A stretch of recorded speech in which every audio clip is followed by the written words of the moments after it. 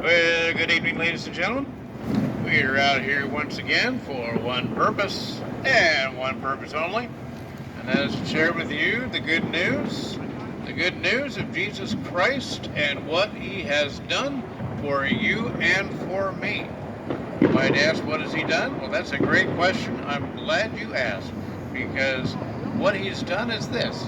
Paul preached to the Corinthian church. He said, "Brethren, to you, I declare to you the gospel." Can't be any clearer than this.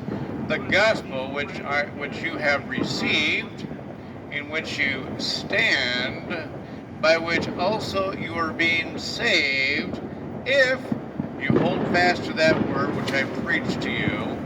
For I delivered to you first of all that which I also received, that Jesus Christ, 2,000 years ago, died for our sins. Secondly, He was buried.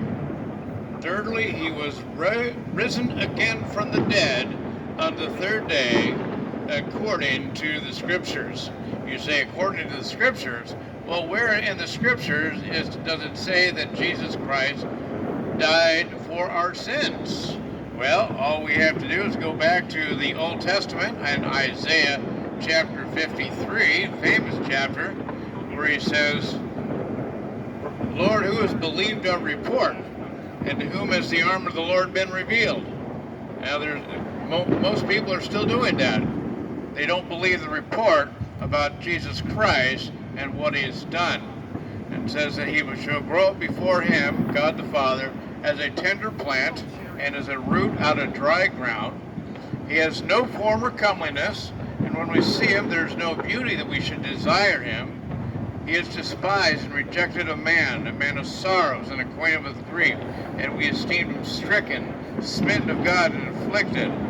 But He was wounded for our transgressions, He was bruised for our iniquities.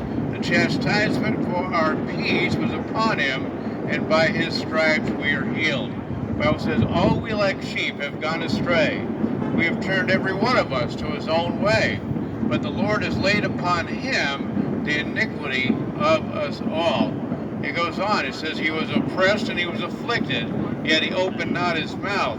He was led as a lamb to the slaughter, and as a sheep before its shearers is silent, so He opened not His mouth. It says He was taken from prison and from judgment, and He will declare His generation.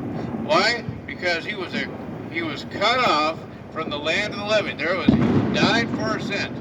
He was cut off from the land of the living.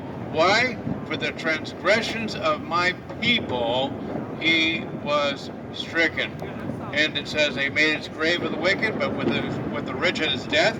Why? Because He had done no violence, nor was any deceit found in His mouth. And yet it pleased the Lord to bruise Him. He has put Him to grief.